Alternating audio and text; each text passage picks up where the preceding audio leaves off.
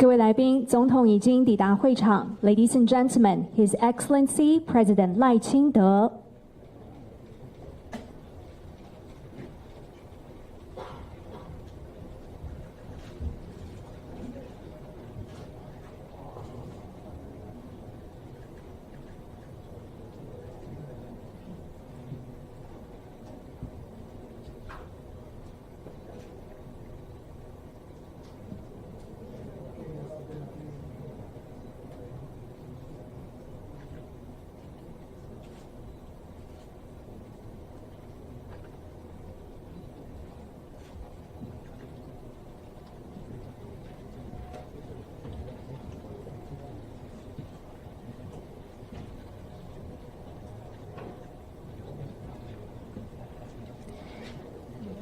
各位来宾，欢迎莅临由台湾民主基金会驻台北以色列经济文化办事处以及德国在台协会所主办的2025国际犹太大屠杀纪念会。Ladies and gentlemen, welcome to 2025 International Holocaust Remembrance Day ceremony, organized by Taiwan Foundation for Democracy, Israel Economic and Cultural Office in Taipei, and German Institute Taipei。2005年，联合国大会通过将1月27日，也就是奥斯威辛集中营解放的周年，定为国际犹太大屠杀纪念日，来纪念在纳粹大屠杀中罹难的600万犹太人和其他数百万的受害者。In 2005, the United Nations designated January 27th, the anniversary of the liberation of Auschwitz concentration camp, as International Holocaust Remembrance Day, to honor the 6 million Jewish victims of the Holocaust and millions of other victims of Nazism. 在台湾驻台北以色列经济文化办事处以及德国在台协会，也从2016年开始，每年举办纪念活动，希望让台湾的社会也能够了解这段历史和人权课题。Since 2016, the Israel Economic and Cultural Office in Taipei and German Institute Taipei have co-hosted events in Taiwan each year, not only to commemorate the International Holocaust Remembrance Day, but also for the Taiwanese society to learn more about the Holocaust and its significance in the advancement of human rights. To begin with, it is our great honor today to welcome a special guest from Israel, Ms. Orly Sela. 今天纪念会一开始，我们非常荣幸能够邀请到一位来自于以色列的特别来宾 Orly Sela 女士。Orly 是犹太大屠杀幸存者的第3代后裔，多年来她肩负着一项特别而且深刻的使命，也就是以第一人称的方式来讲述她祖母的故事，成为记忆的守护者和传承者。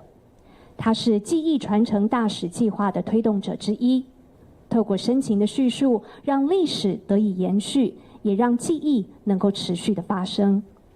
Orly is a third-generation descendant of a Holocaust survivor. For many years, she has carried a deeply meaningful mission. That is to tell the life story of her grandmother in the first person, becoming both a guardian and transmitter of memory. As a key contributor to the Remembrance Ambassador in First Person Initiative, she shares these stories with great empathy and conviction, ensuring that history continues to live and that memory continues to speak. Orly 从小和她的祖母 Judith Bix 共同生活，并且也陪伴祖母走过人生的最后岁月。今天 Orly 将带来祖母的故事，不只是历史的重现，更让我们思索人性如何在极端黑暗中仍发出微光。Orly grew up living with her grandmother, Judith Bix, and was by her side through her final years.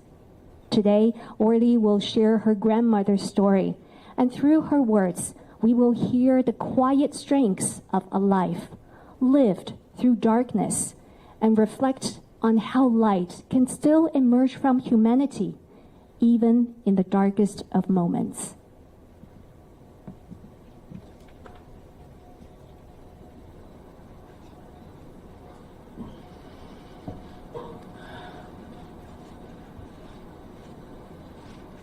Judith, come up for dinner. The food is already ready, it's on the table. I hear my mother, Ilona, calling me from upstairs. But I just cannot disconnect from the book that I received for my bat mitzvah from my friend Maria. The year is 1935. I love reading, mainly in the basement of our house in Bekes Shaba. It's clean and full with colorful jars of jam. Judith, come now. Janos is already sitting and we are all hungry. That's my father, Leopold, and I understand that I have to come up now. My name is Judith Bix, and I was born in Bekes Shaba in January 23. We were a secular family, patriotic Hungarians. We loved Hungary. We had a lot of friends that were not Jewish, and we went to the synagogue only on high holidays like Simchat Torah and Yom Kippur. When I was 12, I celebrated my bat mitzvah with a group of friends that were only interested in what to wear. I also really liked to paint my nails and put on red lipstick and wear nice dresses like every other girl you know. In the spring of 1938, all of our friends went to the high school to register for the major for high school. All my friends went one after the other. And when it was my turn, I went into the office and wanted to major the biology that I'd chosen. But the secretary told me that I cannot because of the Jewish laws that just came into effect. She said, you cannot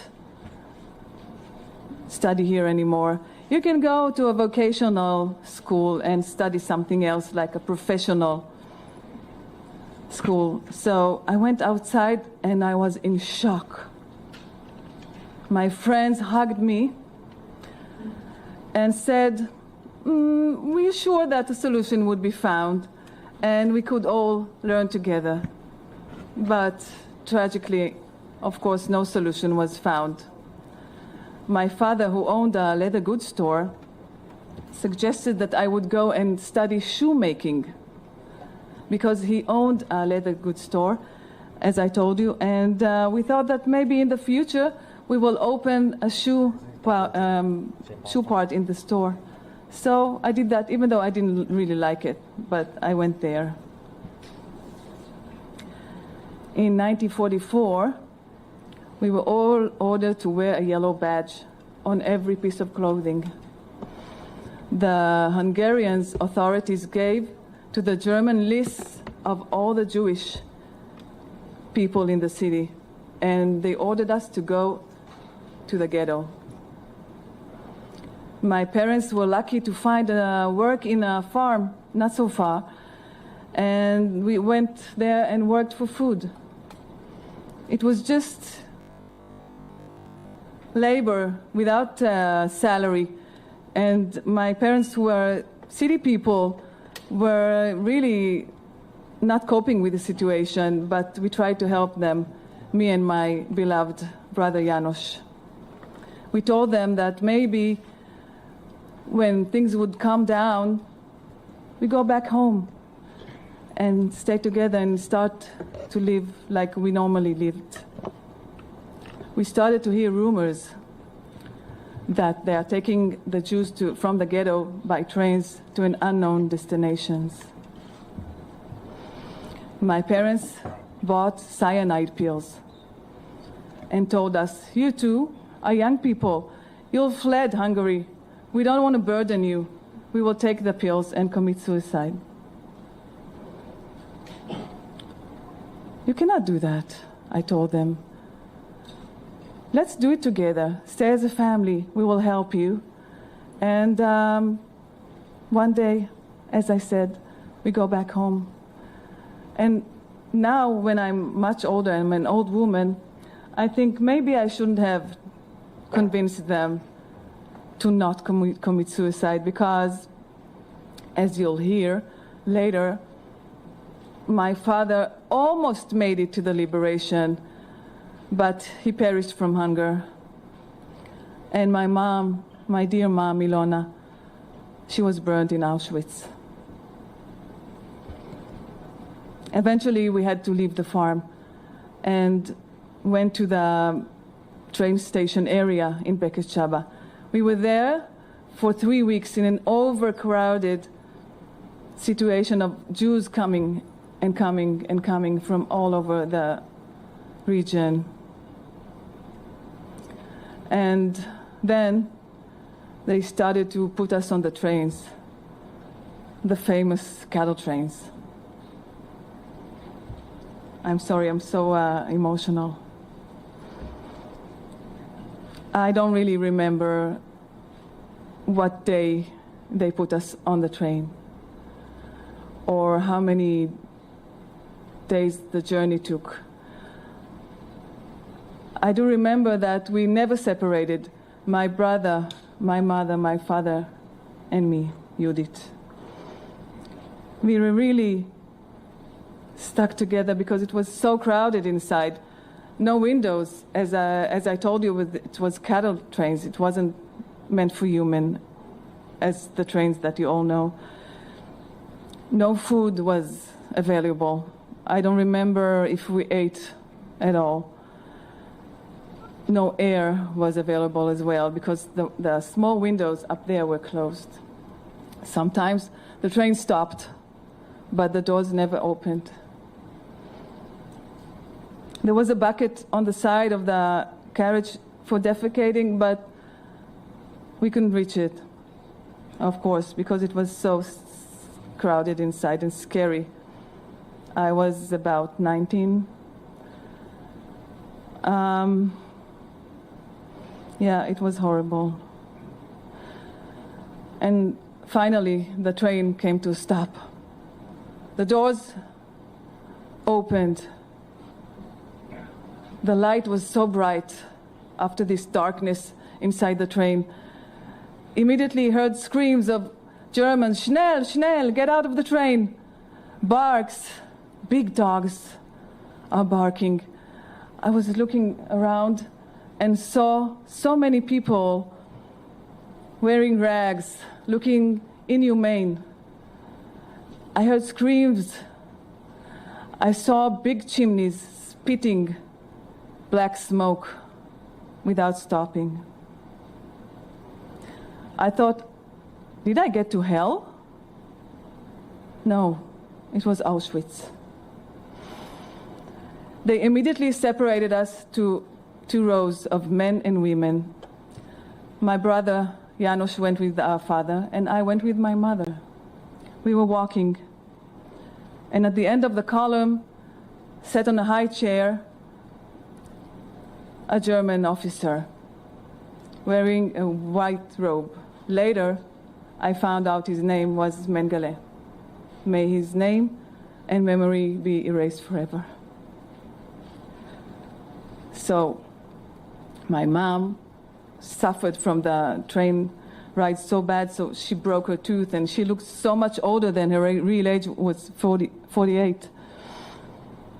So he gestured left to my mother and right to me. The only thing I remember is my mother begging him, "Das ist meine Tochter, this is my daughter," but he couldn't care less. And that was the last time I ever saw my mother. Luckily, I met my aunt and her daughter, and together we stayed in the camp in Auschwitz. Every day, Mengele arrived, sat on a high chair, and we had to go naked, and he chose women as he saw fit. Later, we found out about the experiments that he did in these women. He chose me more than once, but luckily, and I don't know how, instinctively, I managed to hide, and if not, I wasn't here to tell the story. I have stories about every hour in Auschwitz.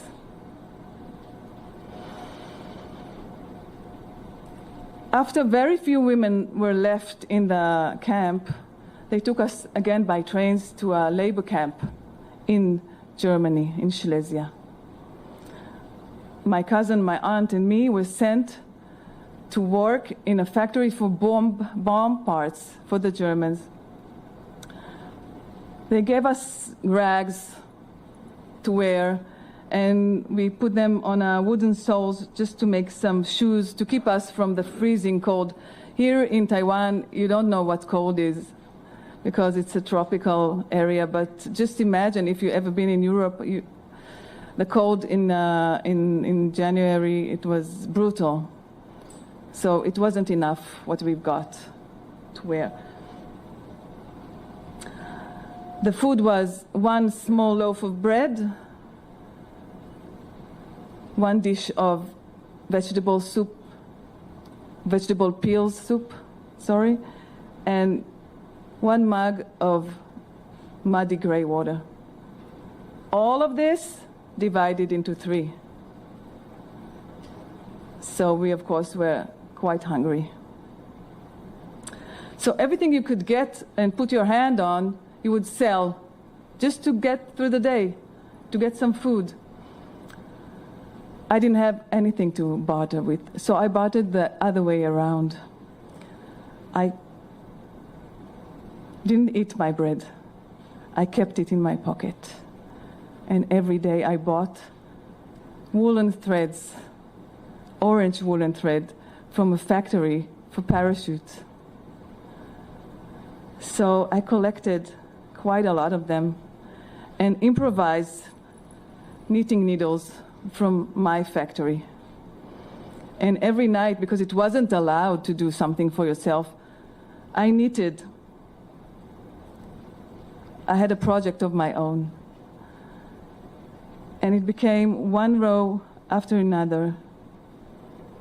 It called me just to knit because I was so overwhelmed with the work there. So it was like a meditation to knit my project, my secret project. One row after another, and it became a sweater, a vest, that I never took it off. It was such a colorful piece in these gloomy surroundings, and it kept me warm. It was on me during the voyage to Israel, and it was on me during my pregnancy with my son Aryeh, and it was on me in my final immigration to Israel. And guess what? It's here today in Taiwan. Thank you. So that's the original sweater. As you see, it's well kept, but it's kind of lost its colors. And it's starting to, the stitches are not strong anymore, but I'm keeping it. It's here for 80 years with me, and now in Taiwan, for you to see. Yeah.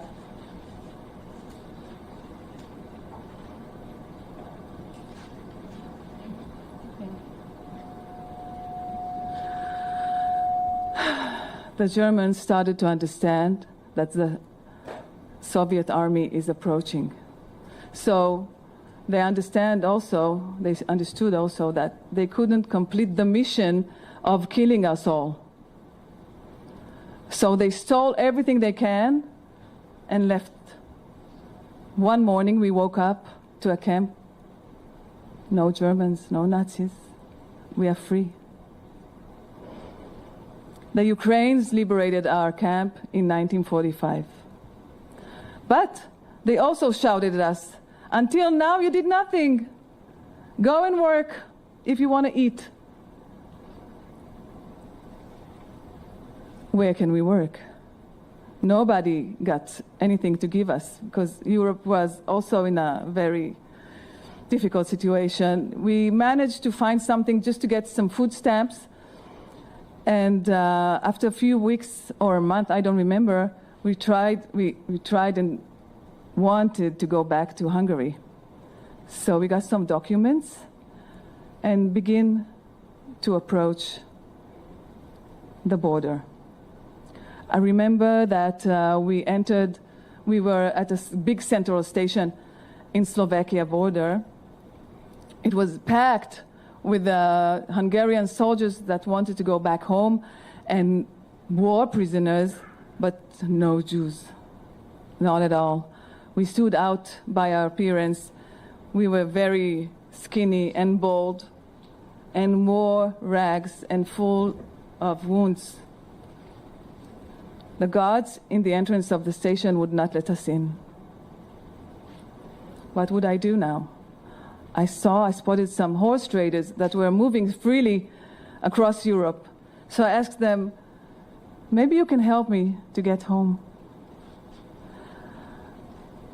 They say, oh, I remember, one of them said, I remember that I saw a soldier from Bekescsaba from your city. Maybe you'll find him. And miraculously, as always happened to me, miracles, I found the soldier.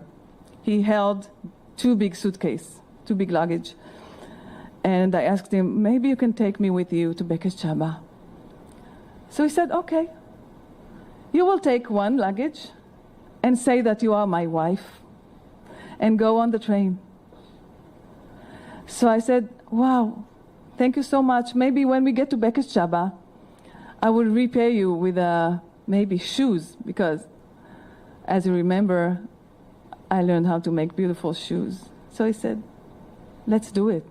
And the train arrived. I went on the car with a suitcase and I sat on it.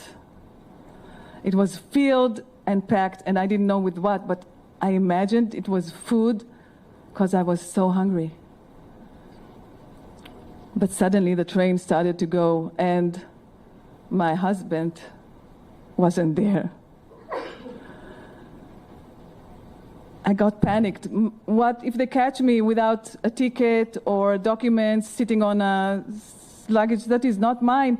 But another soldier that was on the train said that, don't worry, you'll be my wife. And we go together. So I breathed in relief. On the next station, my original husband, I saw him running and going to the car. And both of them took me under their wings. And that was a lucky thing, because this train took forever to arrive to Bekescsaba, because it was affected by the war, so it couldn't go straight. And by nights when the train stopped, horrible things happened to the people, women that was on the train with the drunk soldiers. I don't want to even think about it. I was protected.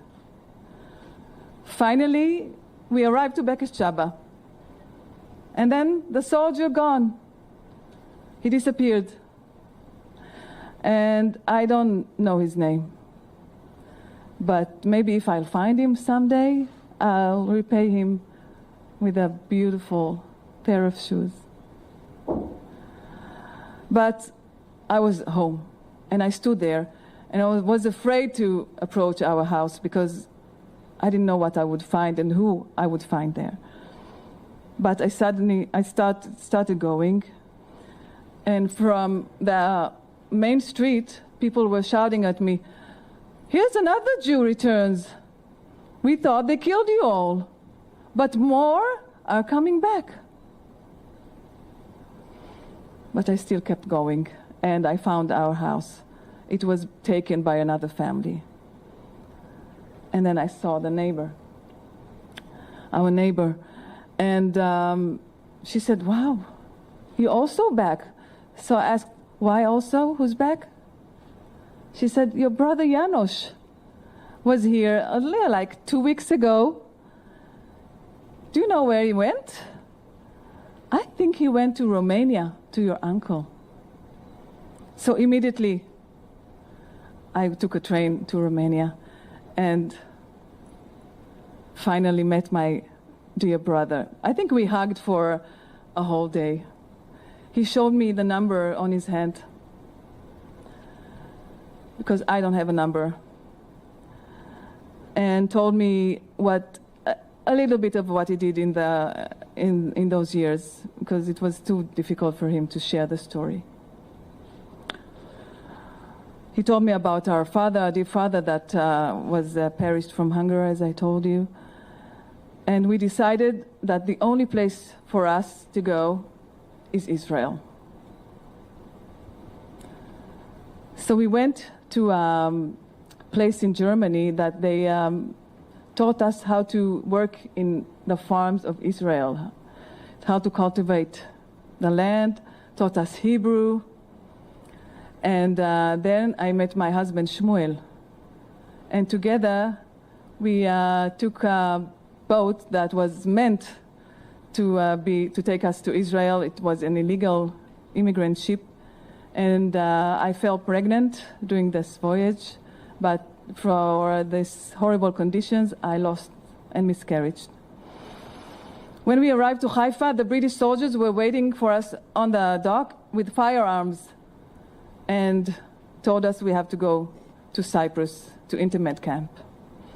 We were there for 1 year.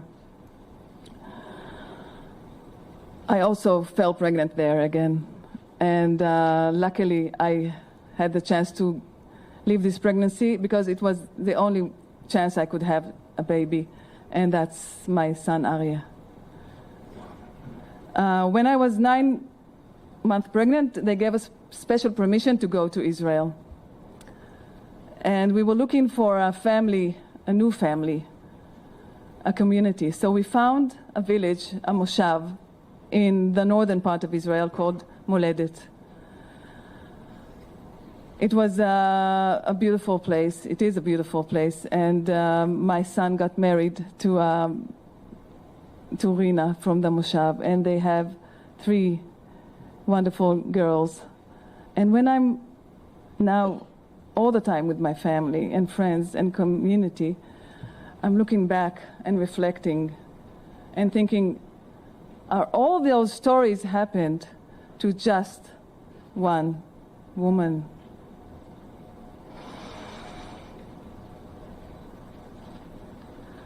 Thank you for listening. My name is Orly Sela, and I'm super emotional.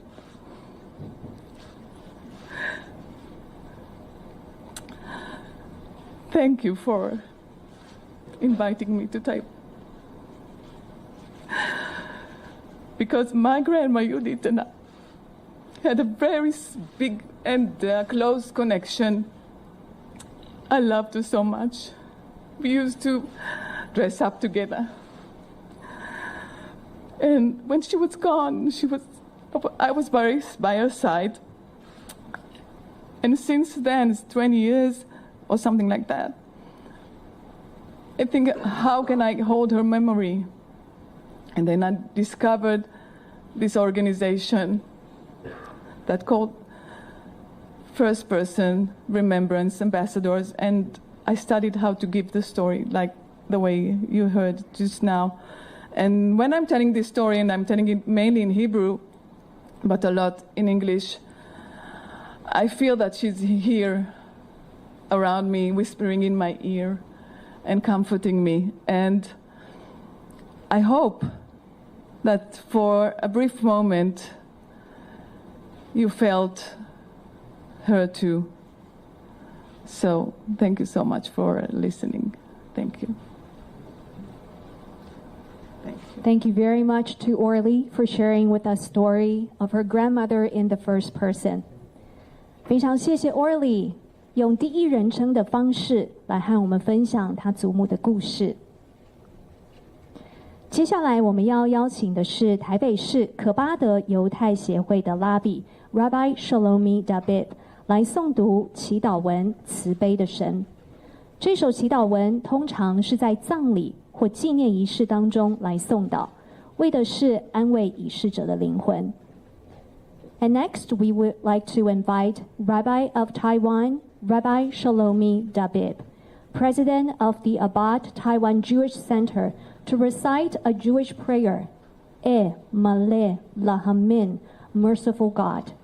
This prayer is for the soul of the deceased, usually recited at the burial or memorial services. Rabbi Dabib, please.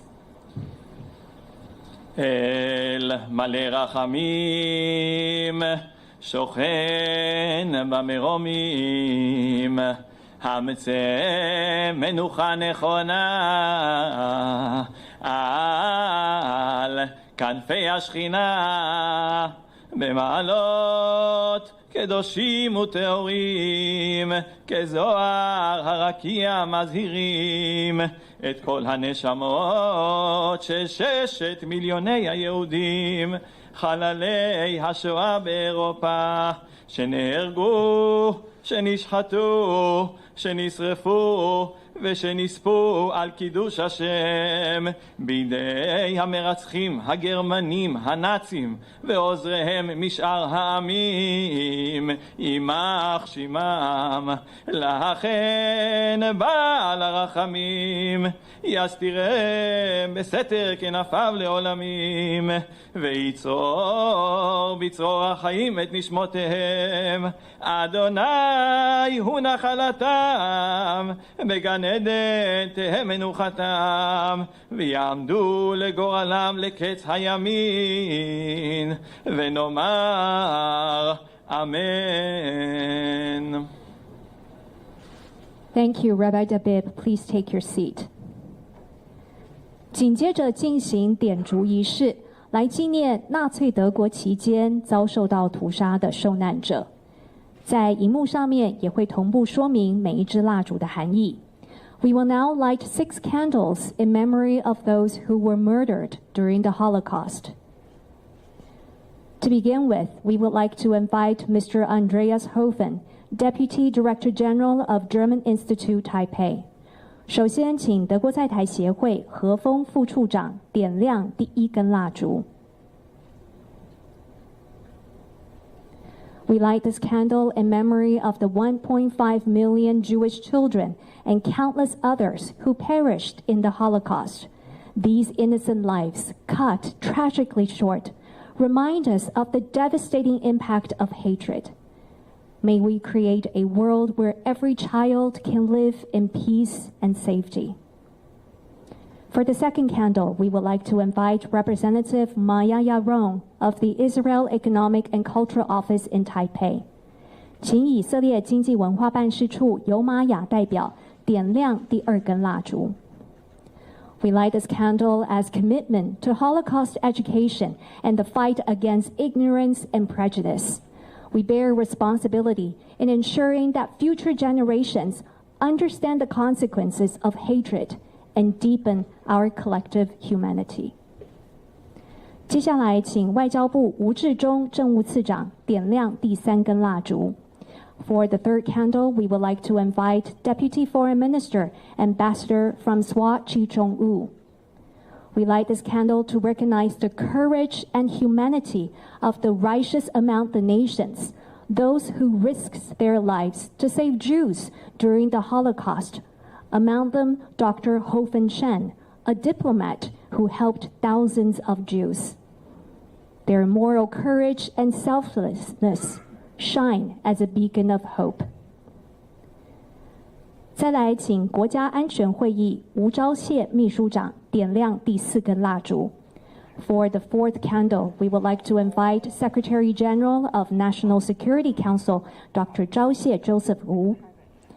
We light this candle for our collective hope for a world free from anti-Semitism, racism, and all forms of discrimination.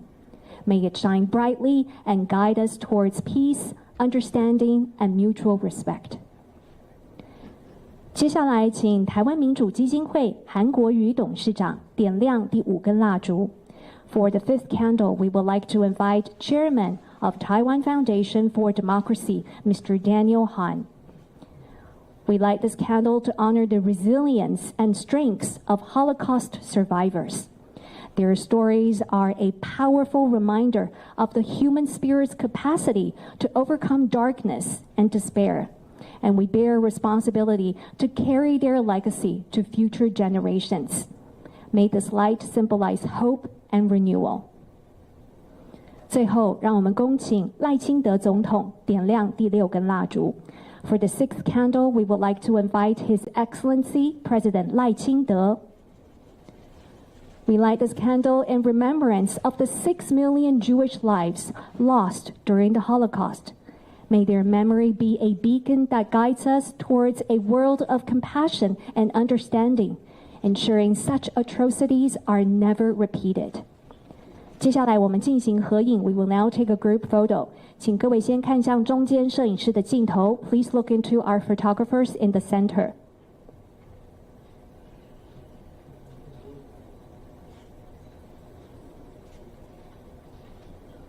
接下来请看后方媒体朋友的镜头 Please look into our media cameras in the back.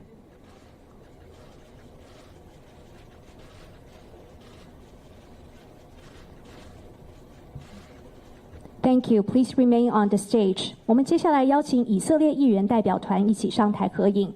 And now we would like to invite delegates from the Knesset on the stage for another group photo. Please welcome Parliamentary Advisor Adi Shohan, MK Yoav Sakalovitz, MK Maraf Ben Ari, MK Boaz Toporowski, MK Ron Ben Barak, and Secretary General of Hanua Party, Mr. Yoel Hassan.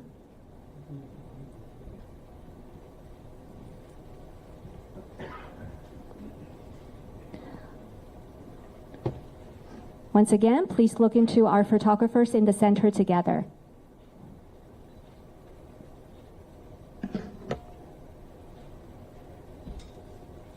And now please look into the media camera in the back.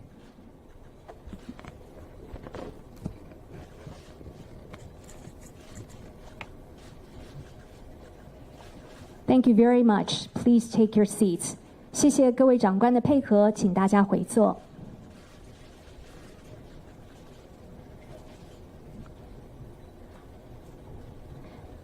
刚才以色列、德国和台湾的代表们为我们点亮了6根蜡烛，一方面是纪念第2次世界大战期间遭受到屠杀的600万犹太人，另一方面也向幸存者和受难者的家人致意。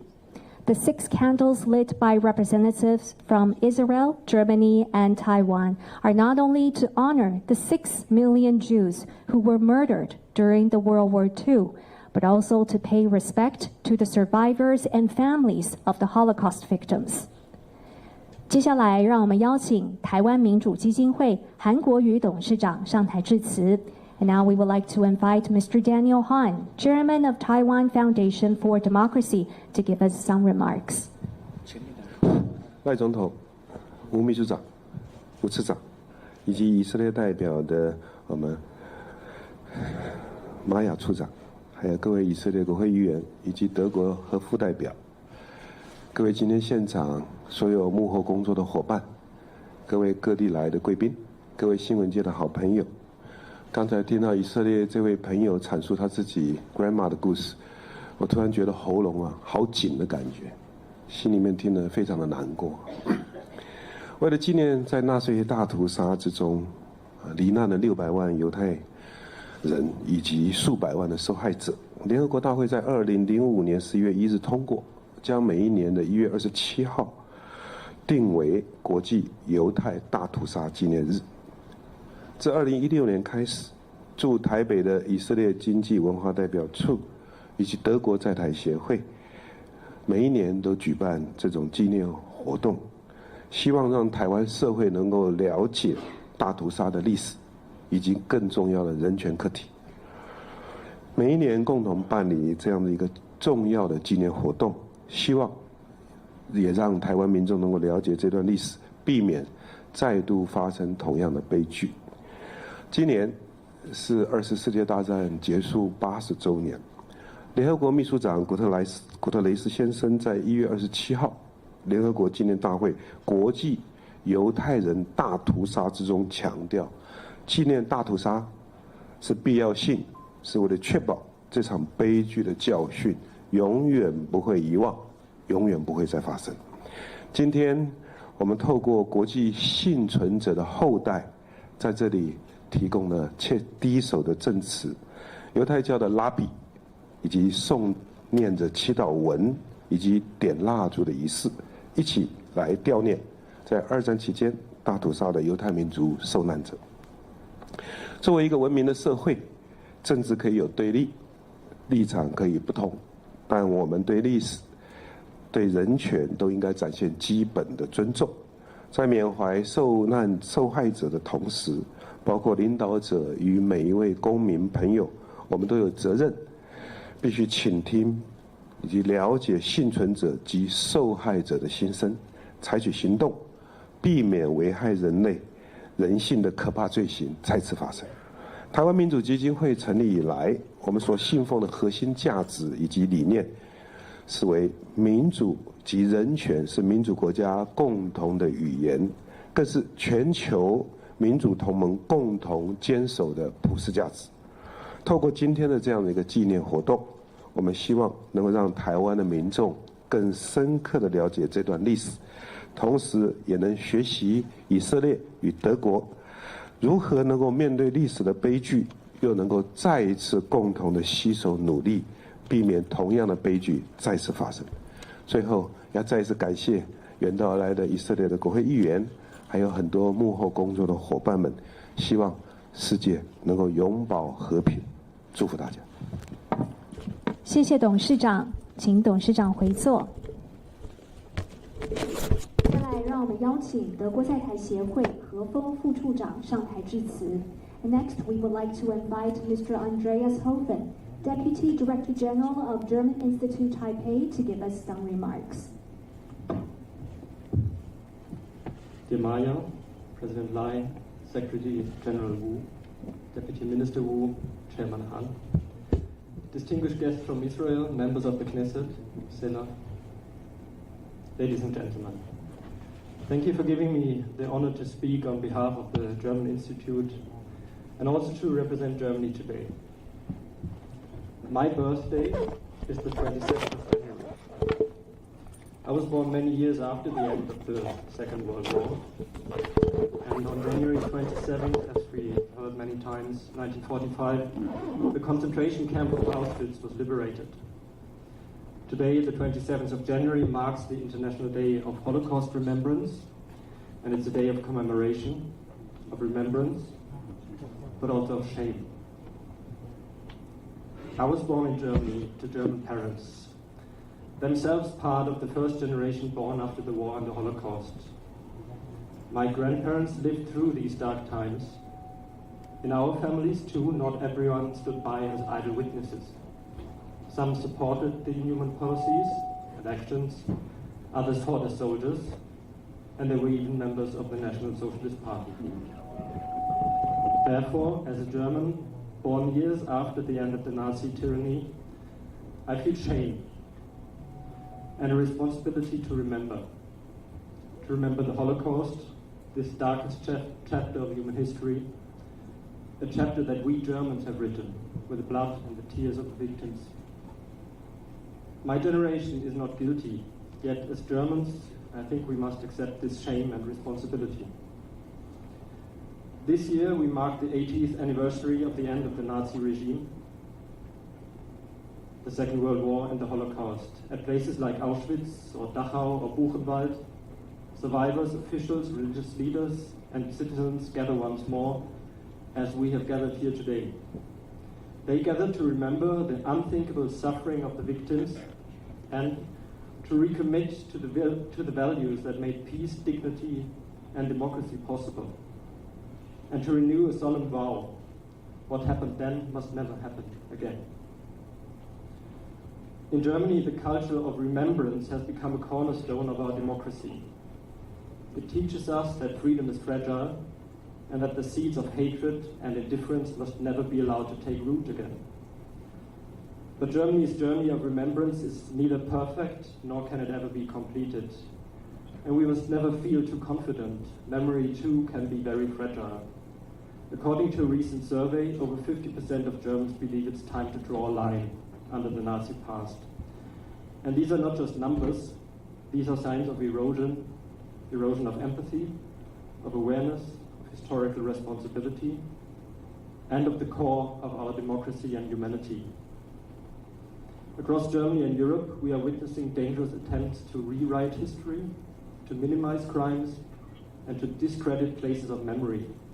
In Buchenwald and other memorials, right-wing extremists have sought to distort what these sites stand for, even in the last years. The Italian writer Primo Levi, in his work, describes the mechanism of denial by quoting a German SS soldier speaking to a Jewish prisoner. However this war may end, we have won the war against you. None of you will be left to bear witness. But even if some of you survive, the world would not believe you. That is why, as Germans, irrespective of our age, as the children and grandchildren of the generation of perpetrators, we must be clear. Forgetting about history is not an option. Distortion of history is not freedom of opinion. And silence is never neutral. It is essential that we continue along the path of remembrance, and we are not alone on this path. Taiwan and Israel both know the power and the pain of history and remembrance. In Israel, the memory of the Shoah, as I understand it, is not only about mourning, it's also about justice, and it's about resilience. In Taiwan, we see an increasingly open engagement with difficult chapters of Taiwan's past, a courageous and necessary step for every democracy. I'm very grateful to our friends from Taiwan for making this event today possible once more. Your engagement and presence honor the universal importance of memory and human dignity. To our Israeli guests, to the survivors, children and grandchildren, your story reminds us that remembrance must never be a burden, it's a moral duty. It's a responsibility that we, as younger generations of Germans, have inherited and that we will honor. Events of remembrance as the one today are not only essential to preserve the memory of what was, but also to renew the pledge of never again.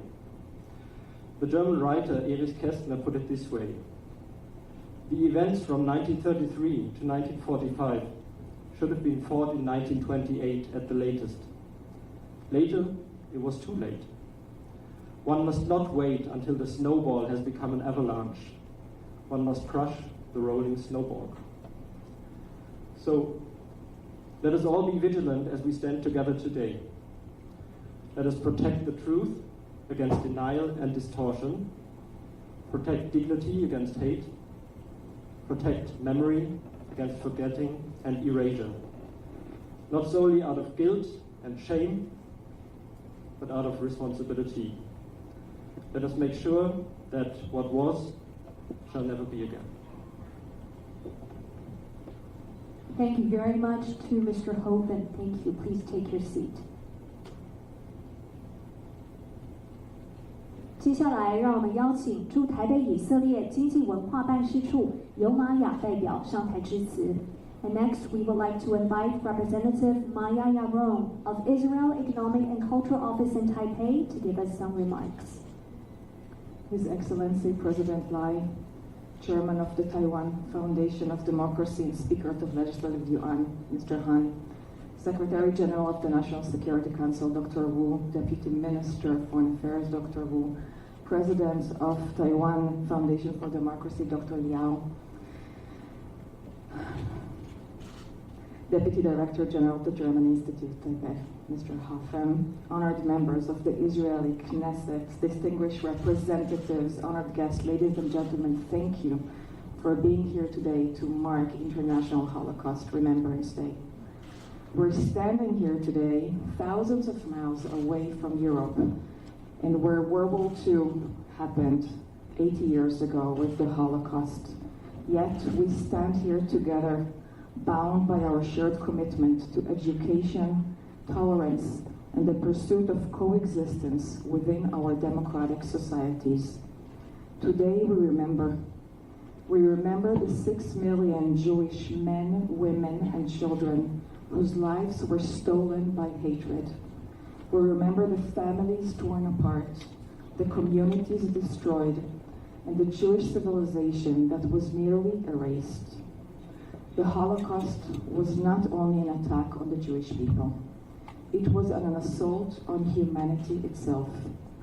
It's a grim warning that is relevant also today, also here in Asia, of what happens when hatred is allowed to fester unchecked. For our speaker, Orly, for me personally, for many Israeli families and people, the Holocaust is not just history, it is personal. My own family carries its scars, and its echoes live in my family from generation to generation. Stories of loved ones lost, of a world that looked away when it mattered most. These stories deserve to be remembered and told, and they serve us as a reminder that the lessons of the past are never truly behind us. Thank you, Orly, for sharing your grandmother's story with us. During the past years, we have dedicated much time and effort here in Taiwan to promote Holocaust history and education. Unfortunately, many are not yet familiar with the important lessons of the Holocaust and the current day's rise in discrimination against Jewish people. The Holocaust is seen as a European tragedy, far away and disconnected from Asia's experience.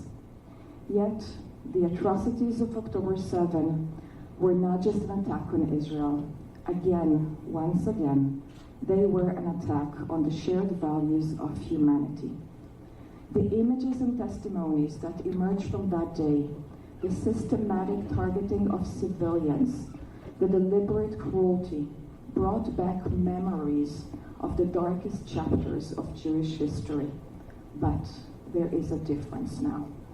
Today, Israel stands strong. Jews have an army that defend our people, a society that is refusing to be broken, and a global community, including here in Taiwan, of friends that continue to stand with us. We will never again be defenseless, and we will never again allow history to repeat. Taiwan, too, has known oppression, struggle, and the fight for dignity. The lessons of the Holocaust are universal, and they're relevant also to Taiwanese people. They teach us the dangers of silence, the consequences of hatred, and the necessity of vigilance. This is why the work of the Taiwan Foundation for Democracy and events like this one today matters so deeply. They ensure the memory is not just preserved but shared, that history is not just remembered but learned from. This year, Israel assumed the presidency of the International Holocaust Remembrance Alliance, a global organization dedicated to preserving the memory of the Holocaust and combating anti-Semitism. In this leadership role, we call on global partners to pledge to educate, to ensure that the memory of the Holocaust is passed on, not as just as history, but as a warning and a moral obligation, to pledge to confront hate, to build bridges instead of walls, to foster understanding instead of division, and to create a future where these atrocities will never happen again. I look forward to Taiwan's government, parliament, organizations, and universities to actively join the universal pledge of the International Holocaust Remembrance Alliance definition of anti-Semitism. As long as we carry the lessons of the past with us, as long as we stand together in defiance of hatred and racism, we create together a better future and a better hope. Thank you very much. Thank you very much to Representative Yagron. 如同有代表所分享的，今天这样的纪念会活动重要而且意义深远，让大屠杀历史的记忆得以保存和分享。也希望透过纪念活动，让更多人能够感受到这段历史的真实重量，并且在我们心中种下更深的理解和尊重。接下来，让我们恭请赖清德总统上台致辞。And now, please welcome His Excellency President 赖清德。Member of the Israeli Knesset and Taiwan Friendship Group, Chair Boaz Topolovsky. Israel Economic and Cultural Office in Taipei, Representative Maya Yaren. German Institute Taipei, Deputy Director General Andrew Hoffman. Taiwan Foundation for Democracy, Chair韩国瑜. National Security Council Secretary General Wu Zhaoxie, Deputy Minister of Foreign Affairs Wu Zhenzong, Mrs. Oli Sarah, granddaughter of Holocaust survivors, Mrs. Jehudit Bix, distinguished guests, good afternoon. To begin, I want to thank the Israel Economic and Cultural Office in Taipei, German Institute Taipei, Taiwan Foundation for Democracy, and Ministry of Foreign Affairs for co-organizing this deeply significant memorial ceremony again this year. I also want to thank everyone for attending.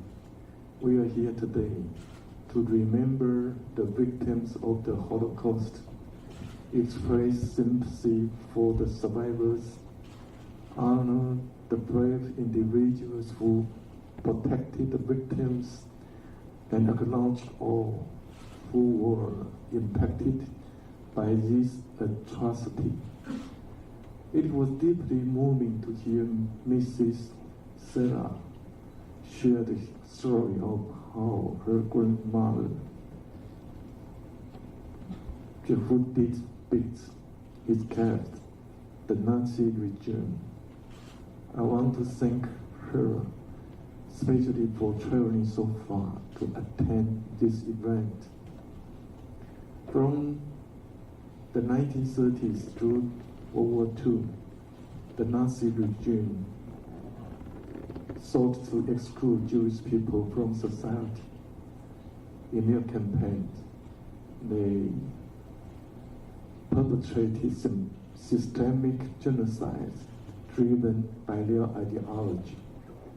Policies and directives under the authoritarian Nazi regime resulted in the deaths of approximately 6 million Jews.